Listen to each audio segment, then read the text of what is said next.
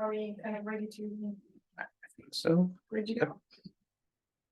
And I'll just speak into this microphone. Welcome everyone to this special session on the Mocap Toolbox, where Marc Thompson and Martin Hartmann will be giving you a tutorial. Yes, go ahead, Marc. Okay, good. Hello, welcome everyone. We have a silent partner here as well, Petri, who has been the main author of the toolbox, is also here. If anyone has a computer and it's running Matlab, you're very welcome to join along as we do some live coding. It's not necessary. Hopefully you get enough out of the workshop without, trying things on your own.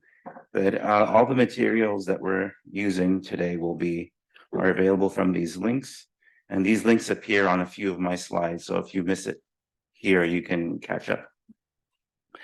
Okay, and we're doing a double session today. The first one until 9:50 or so will be about an introduction to the toolbox and some basic features, basic functionality of the toolbox.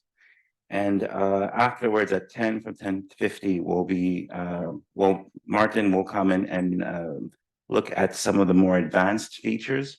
But actually the toolbox has recently gone through some updates.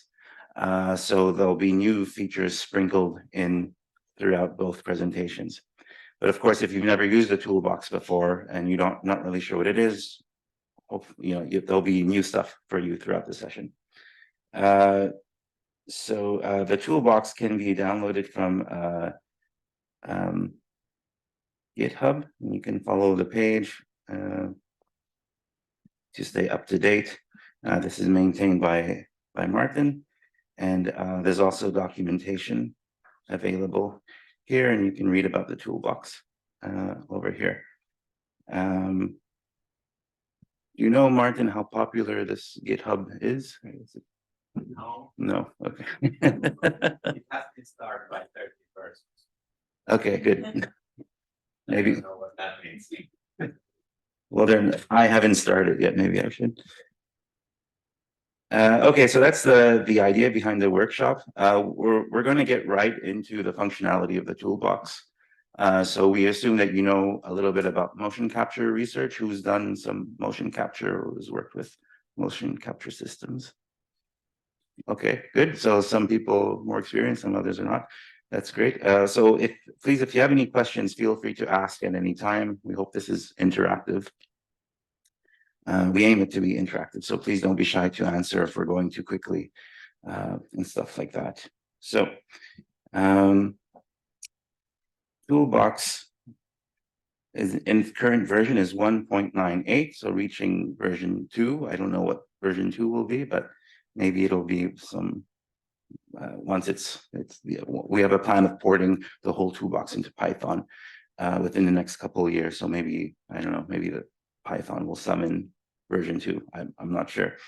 But the toolbox is a Matlab toolbox consisting of about 84 functions, and it's used for visualization and analysis of motion capture data. Where we're from in Jyväskylä, we've been using Qualisys motion capture, and that's been I suppose the toolbox has been aimed towards that system most of all, but it's functional for other systems as well. It supports file formats TSV, which is tab separated values, so just the text file. It accepts C3D binary files and also .mat Matlab files. There are also some more obscure file formats that it takes. There's a .we extension, I think. So if you're playing with Wii remotes from 15 years ago or something, it's 2008 and you're playing with Wii's, it accepts those formats. And that technology is still around and still works, so why not? And the first version was released in 2008. And the main contributors to the functions have been Petri, Birgitte Berger, and Martin Hartmann.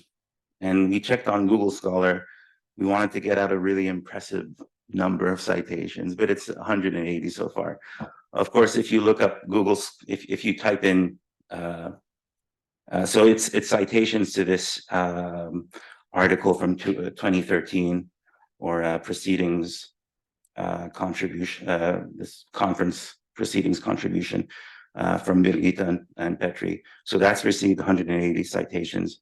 If you type in to Google Scholar the toolbox, it has many more, but it's hard to to tell whether it's actually talking about our toolbox or some other Mocap toolbox that may exist. Okay, so for anyone joining late, we want to make this interactive. If you happen to have a computer running Matlab, you can download the toolbox from this easy to remember URL, or this is for our workshop materials that we're using today, and this is for the toolbox itself. Okay, overview of the functions.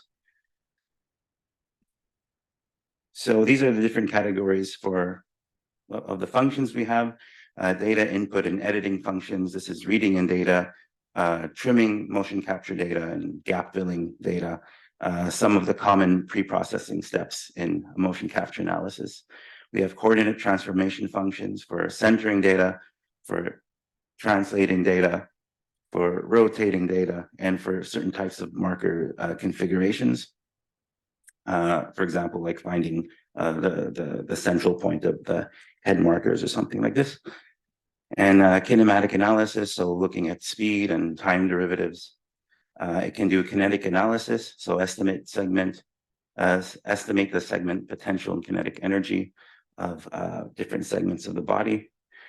Time series analysis, so we can do all the statistical moments, mean, standard deviation, skewness, kurtosis, as a broad scalar, but also we can do it in a windowed format.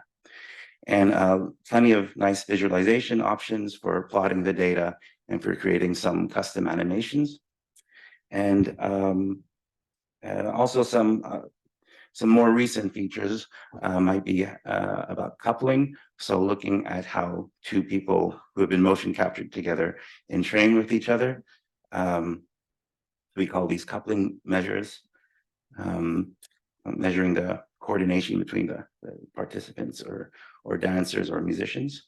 And we also have projections like principal movement or principal component analysis rather. So looking at the data in different ways like this. And maybe a few other things. This is very broadly speaking. There are some functions that get quite a bit more detailed than this. Okay, and this is these are all the functions in a word cloud. So you can see what the format of naming the functions is. So MC missing, MC cut. Some names are more easy. It's easier to understand what some functions do than others based on the name. Like MC repo these. It's an interesting one. But so this is an idea of what the functions are, what the functions are called.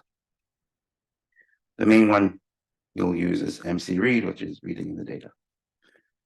Okay, and this is the structure of a Mocap recording that's been loaded into the toolbox.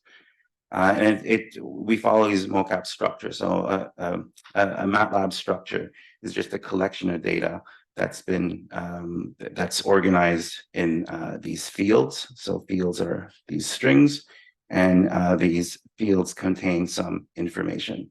So either some numerical data or some other string. So when you load in a motion capture recording, you'll get this structure. So you have the type, motion capture data, the original file name, the number of frames, number of cameras used, number of markers, the recording frequency of the motion capture.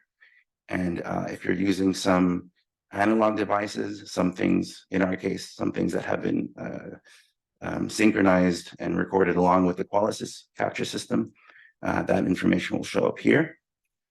And this is the time derivative order. So when you load the motion capture data in, it'll be position data. So this is marked as 0. And if you have velocity, it's 2, acceleration, it's 3, and jerk would be 4. 3.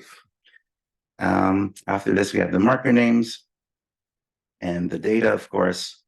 The data is organized as a matrix of values with 3 columns representing 1 marker of each direction.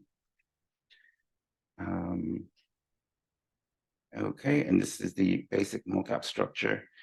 This is an example of a different structure. If you want to calculate the norm or the length of the vector, this collapses the data so that you only have 1 column per marker as opposed to 3. And the only difference between this one and the previous one is in the data there's 1 column per marker as opposed to 3 columns per marker representing the length of the vector. These are some animation. This is an example of what you can do with our visualization functions. So when you load in the motion capture data, if you just want to plot what the data looks like on its own, you'll come out with this black screen. Actually, in this case, we've already connected the dots, but by default, there wouldn't be any lines there at all. So this has already been a bit formatted, but you can do other things. You can go from this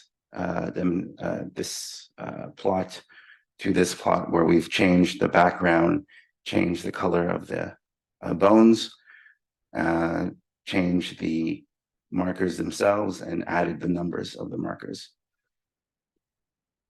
So this is handy for identifying the markers, especially if some markers have fallen down and they're not connected to anything. You might want to identify them that way. And this is what an animation looks like. Oops, I think this is supposed to play. But I'm trying to move these things. Oh well. You can press commands, Alt Shift H. Well, you remove command. Alt Shift H. Okay, command. Oh, okay, nice. So this is an example of someone dancing. This is probably from a study from 2010 or something like that. So this is old data. And all of these kind of options for the animations are stored in this animation data structure. So these are all the parameters that you can edit to make the animation look the way you want it to look. So the screen size, you can set the azimuth angle or the elevation viewing angle, the marker size.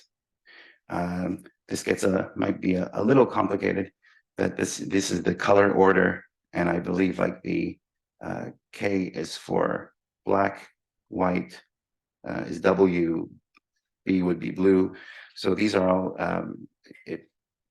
I forgot the exact order, but I think like maybe like the first value is the background. So this is for a black background with all of the other components being white. So if you play around with it, it starts making sense. But I usually have to play around with the values to figure out what I'm doing. Okay, and other parameters we can change, like connecting the colors. We can add a trace to the marker so you can see the history of the markers. This is a connection matrix, so how you want the markers to be connected by bones. Whether you want the markers numbers to show or not. So a bunch of different options that we can have here. And also you can change the video format as well, depending on your preference. So I think it's time to dig in. Do you have any questions so far? Okay, great. So let's change this around here. So this is our, we made this Matlab live script of the tutorial, which you can download either now or later. So we can start with some basic functionalities. Here in this first step, we can load in some demo data that comes with the. Okay, we can load in some demo data that comes with the toolbox when you download it. And this prints out what's in the demo data. So we have two examples of dance performances. We have some parameter functions for setting for different settings you want to have when you're doing some conversions, some animation parameters. And we have two examples of walking data. And this last one is actually Wii data, which we won't look at today, but it comes installed with the toolbox. So the Mocap structure here, I just showed this in the slide, but we can look at it here as well. So walk is the same file as before. It contains 351 frames, 8 cameras and 28 markers, and so on. And here we have the marker names. So if we go here, if we type walk.1 marker name, we should see what the marker placement for this recording was.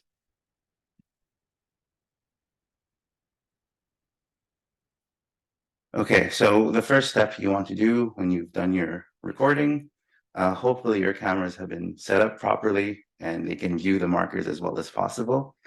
But even if that happens, when you're analyzing dancers or musicians, you often get some occlusion of markers. So it's very possible that you'll have some missing data. So it's a very common problem in motion capture research. And it's something that you can solve in Qualisys itself, but you can also do it in our toolbox. So if we want to see what's missing in the data, we can call this MC missing function. And here it'll give us some plots.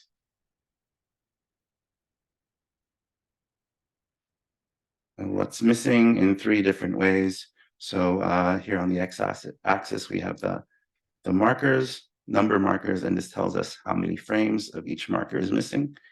And this tells us this tells us where those frames are located. So we're missing frames at around 200 frames into the recording, and then a little after 300 frames into the recording. And it's tricky. And this tells us in a different format as well what those markers are. So basically these 3 plots are telling us that we have some missing frames in markers 2 and 6. So how do we solve this? So we have a function called MC fill gaps, which uses some form of interpolation to figure out where that missing data should be going. So basically finds the path between the start of the gap and the end of the gap. So if we run this function, let's see what happens. So crisis averted, it's filled all of the gaps. When you're doing this, you don't want to fill gaps that are too wide, because the finding of the missing data can only be so smooth. So like if you're missing data of, well, I don't know, maybe more than half a second, maybe the data can start to look a little bit wonky. It might not look as natural. So you generally want to do this in situations when you're only missing a little bit of data. If you're missing too much data, then you have to bring in the principle of garbage in, garbage out. You want to see if your data is actually worth working with, or if there's a way to fix it in some other way. Yeah.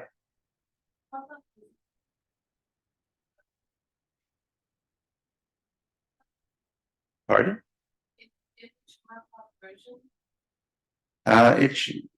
It should work in all the versions. So wait a second. What Matlab version do you have? 2020B, and so you have tried to use MC missing, like at that time. It finds the function, but then it says Okay, so discuss. might be because, well, the syntax for this name value arguments has has now changed so that it can look like as if it was Python, basically. So, this plot equal true can be substituted by this older version of the Matlab syntax, which is, with apostrophes. So you can, Mark, you can modify that if you add apostrophes to plot and then you have a comma and then true, then And then equals. Apostrophe. 2 times, sorry. something like that. So plot between apostrophes and then comma Like. and then true without apostrophe. Okay,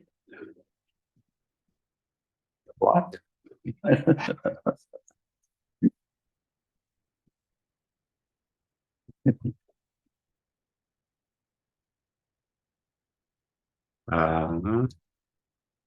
Okay, where are the apostrophes in your French? All right, I think like this. You think like this? That's right. Okay, success. Okay, so this is an older syntax for.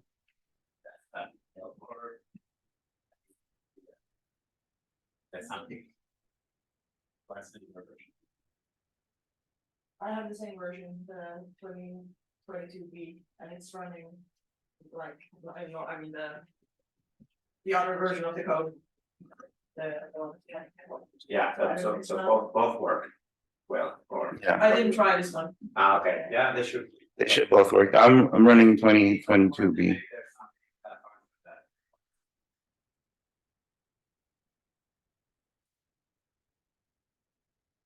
Matlab is weird all the time.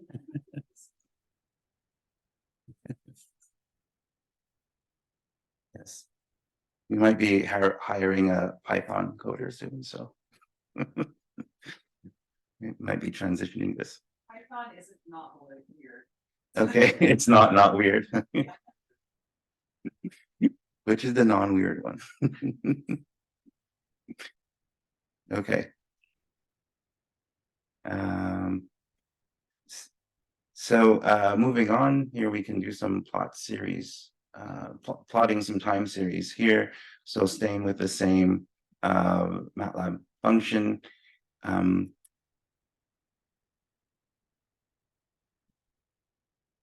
In this call, we're choosing the mocap structure walk 1, and we want to plot the marker 3, and we're going to choose the dimension 3. So the toolbox doesn't know which dimension is which direction. It's up to you to know what it is. But thankfully there are some tells. So if you're thinking, is this the vertical dimension or one of the horizontal dimensions? It's probably a horizontal dimension because this y-axis is in millimeters. So the range here is from 1,500 to 1,600. So well, depending on what the marker is, you'll probably see some floor. So if you're looking at the foot marker, it's easy to know which is the vertical dimension because it'll be very close to the floor. But I think quite sure that this is one of the horizontal dimensions. I guess it should be there. The third should be the vertical one. Yeah. So this is the vertical. Okay, we'll see. I think I have something to turn it. So here, another editing function is to trim. So when we want to trim the data, extract the segment of the overall data, we choose the structure, and then we choose the time points that we want to, a very handy keystroke, that we want to change. So this would be from second 2 to second 4.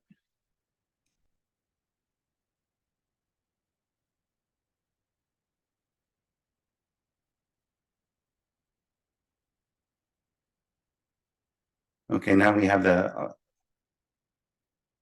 all of the dimensions for markers 4, 8, and 12. Now we have a better idea of which direction should be which. So I think, so is this vertical or horizontal then? So the first two are horizontal. Yeah, and I guess I guess here that okay, I don't know where, yeah, where Yeah. I don't know where the So so yeah. So it'll give you the numbers, but to know to be sure, you should have an idea of how the data was collected, because in the data collection software, you can probably decide which dimension is which in the columns. But I guess, I mean, that this is a person that is walking and then turning around. Right. So I think that the medial lateral movements are represented by the first dimension, Hmm. and then anteroposterior is the second one. Okay, So now, because you can see that the person. so they're walking in a straight line. And it's changing direction, yeah. Hmm.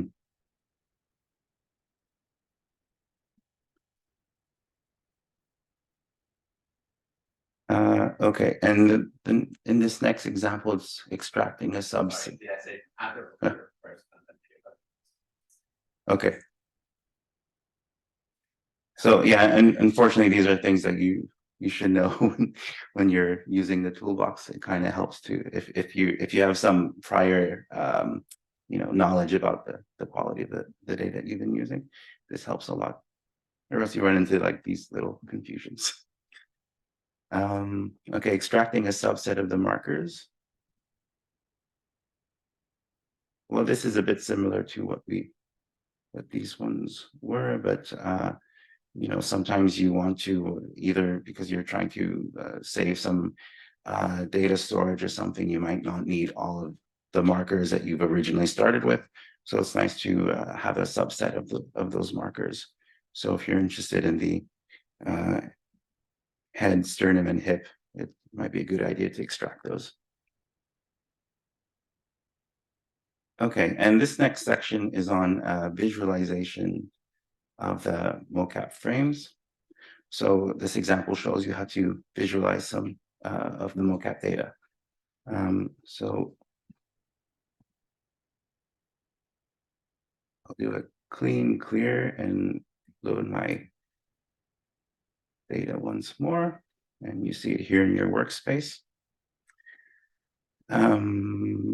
So if we use this function plot frame, we'll see what the data looks like in a default form, and it just looks like a bunch of markers.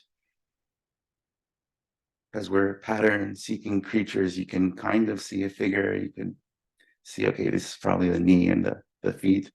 But some bones might help inform you a bit more of what exactly is what. It might get a little bit confusing around here when the markers are bunched up, and especially when it's not moving. If this figure was moving, then it'd be very easy to tell what was what. So some bit of gestalt there. So we can, I believe that this plot frame creates a default set of animation parameters that, and that's how it creates this image. But we can use our own animation parameters. So if you call this function MC init animpar, it'll create this clean animation parameter function, structure that you can change and edit as you want. And to get a visualization that's easier to understand, the markers should be connected. So we can do this using this animation parameter structure that was loaded into the workspace. So here in this default one, we don't have anything in the connection field, But down here, this connection field has data in it. And if we have a look at what's inside, this list is their list of the markers that are going to be connected. So each row represents a bone or a visible line between the markers. So the markers of the head are 1 to 4. So we have like a connection between markers 1 and 2, 2 and 4, 3 and 4, 3 and 1. So when you're setting these things up, what I like to do is I just take some paper and draw what I want the figure to look like. And I put numbers on it and I make my connection matrix like this, because it gets a little bit confusing if you're trying to do it straight on the straight in your code. But luckily with this default format, it's once you start to know it, if you're working with, on a larger project, you get to know it a little bit more, and you can just load up this animation parameter structure and do a little tweaks to it if you need to.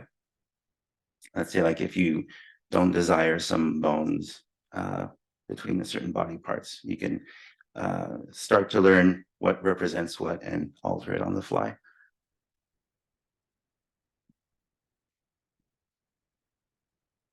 Yeah, and this was just the structure here, the field here again.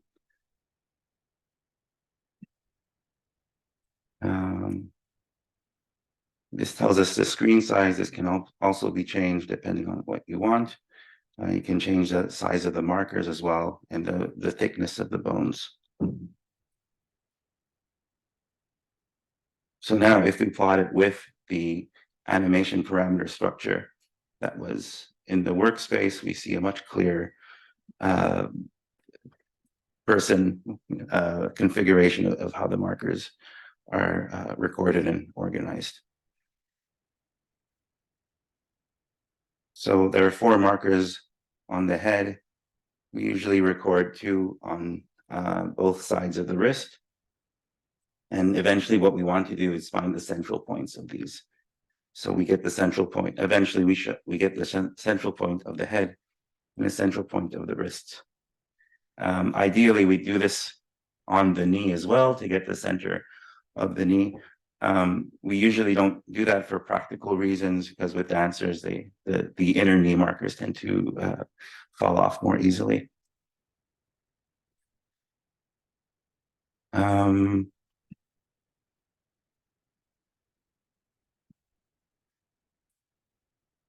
Okay, and in this one, we can plot different frames in the same figure. Oops.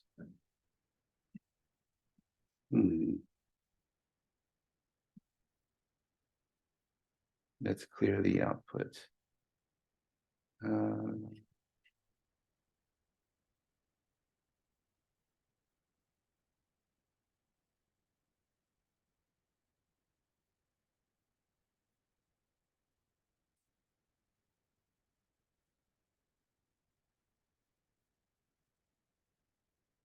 Sorry, I lost myself a bit here.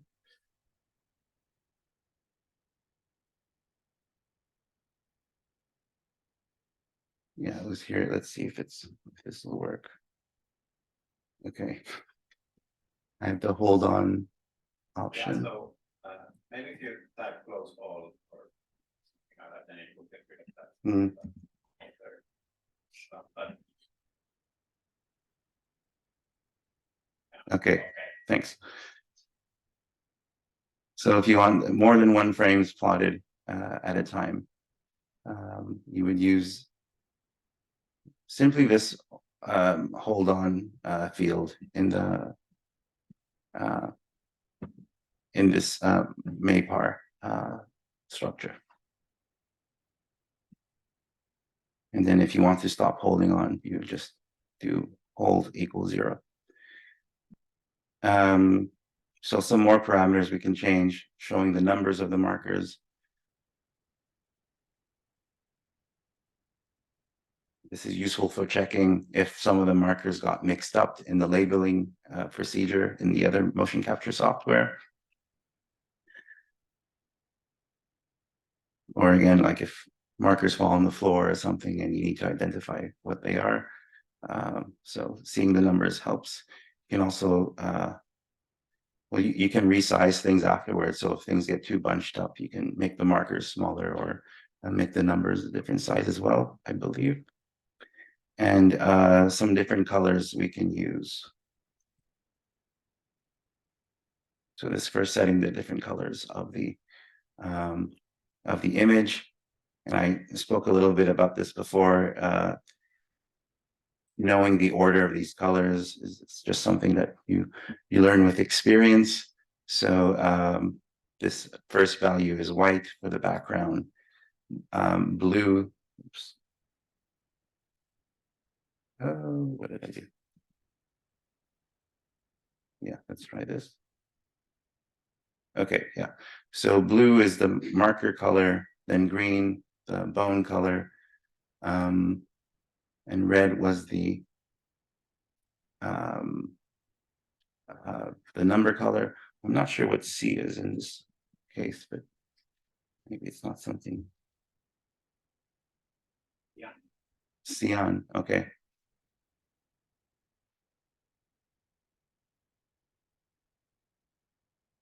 I guess that would have been the trail, maybe, if we'd had a. Is it known? The main ones I play with are the foreground and the background. So the first two values are usually the most important. And so this is the dot colors field, which lets you change the colors more broadly. If you want to get more detailed and have different colored markers, you can use this marker colors field. And here you see like the markers are all different colors. And for this, you should know the order of the markers. So this is where the numbers gets a little bit handy. So what I would do is probably plot it with the numbers and then see what each what each number was next to, and that would tell me that it's okay. This is marker 1, 2, 3, 4, 5. And here we are connecting the different parts of the image, so the different marker size we can set. Make them much bigger. We can set the width of the lines like this.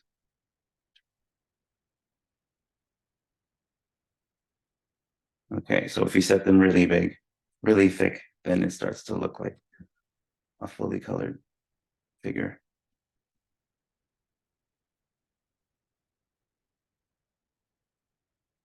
Okay, and this is has to do with the viewing angle. So the azimuth is the horizontal angle, and the elevation is kind of the tilt. So if you want to make it seem like you're looking down at the person, you can change the elevation figure. I think I'll change these back to something more reasonable.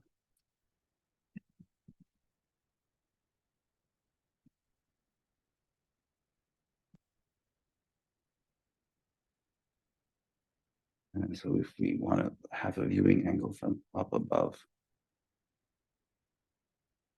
we can put it at 75 or something. Okay, now this is looking at it from above.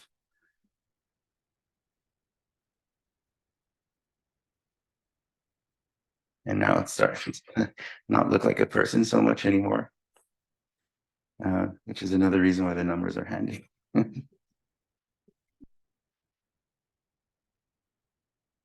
But let's put it back to the default value. Okay.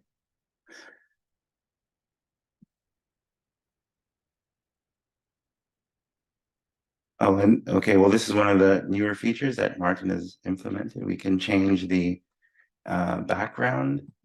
So if you want to do something very creative, and send some pictures to your family, You Photoshop in a motion capture person next to your mom and dad or something. Okay, fancy new features. Yeah. Okay, how's the time? Okay, so I think I'll go through the animation stuff that you can do, and then we'll have a little break, and Martin will show you some even more interesting things that we can do with this stuff. So to create the animation, we have to set, still in the animation parameter structure, we set the amount of frames that we want the video to be. So the original data was captured at 60 frames per second. That's probably too big for a video. You know, for making a video, your file will be very big and you probably won't be able to perceive the nuances. So usually something reasonable would be 30, but in this example, we're using 10 just to make the processing a little bit faster. So we can change the format. Here I've changed it to MPEG, but it also accepts AVI. And this is the name of the video that we'll create. So let's see if we can create a video. It should, if you just put the file name like this, it should print out, or it should be created in your active folder in Matlab.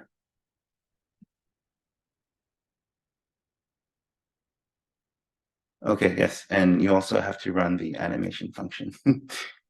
So here I have this animation MC animate using walk2, using the animation parameters, and it's using the animation parameters in the most recent form. So we've just changed some things, so it'll use the most recent version of it. And now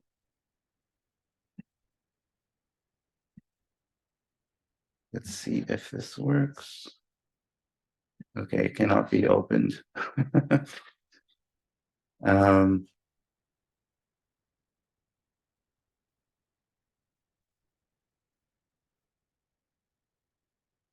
Let's see if it's.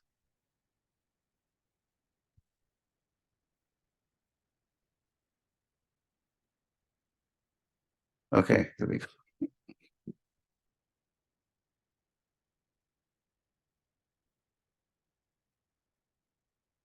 And there are a few tricks that you can do. It is possible to change the viewing angle in the animation. So you can have a rotation if you want to see the different perspectives in the video. And it's possible to do that, but we won't go through that for now. But basically, if you want someone walking in front of fruit, this is how you would do it. Sorry, vegetables. Yeah.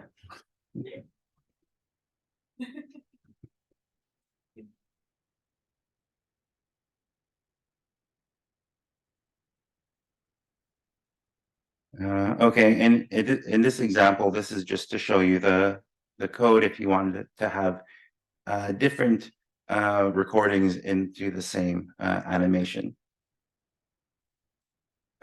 which is useful if you want to compare different dancers. So if you have different dancers dancing to the same music, it's useful to sometimes plot them together so you can, you know, see how they're dancing differently in the same video. So if we run this.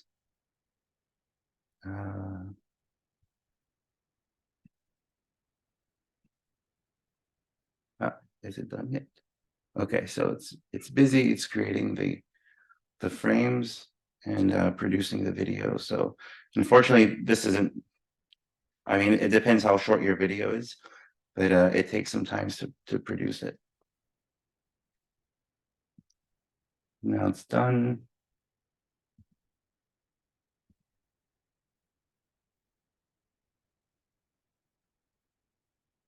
There we go.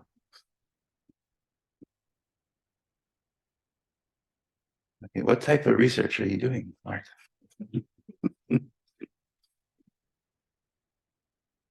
And in this example, I think here we're adding some traces to the motion capture markers. So this is something that can be useful as well if you want to see the history of the movements.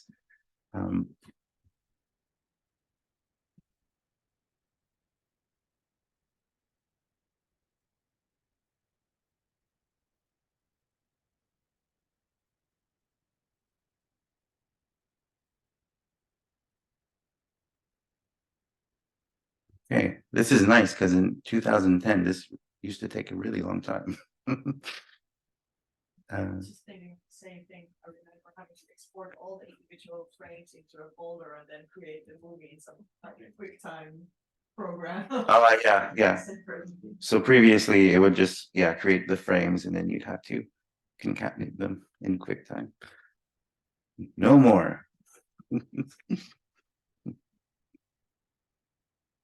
So here you have like the frame and the traces of the movement here. And here another feature is to change the perspective of the movement. So this is just showing, in basically in 2 dimensions what's going on. But if the person happens to be moving forward and backward, you can also add some perspective to the video.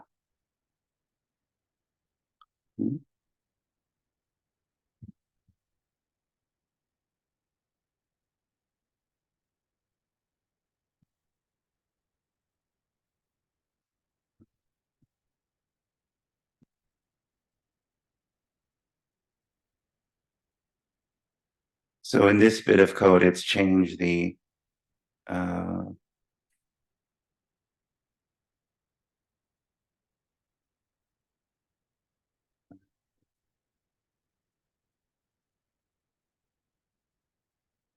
has it changed the perspective? Let's see.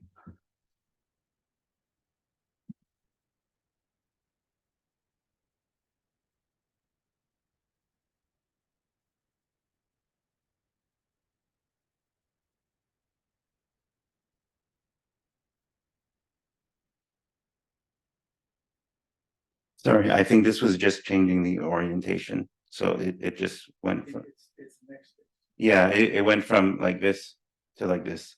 So yeah, in the next example, we'll see the person getting bigger and smaller. It's just change the location and orientation. Yeah, sorry, I got mixed up. Let's see here. So we have the perspective changing to 1. You have to have a break. Okay. 1 minute. Okay, so do you have any questions so far? Okay, good. So thanks so much. I hope you come back in a few minutes and we'll continue with this stuff.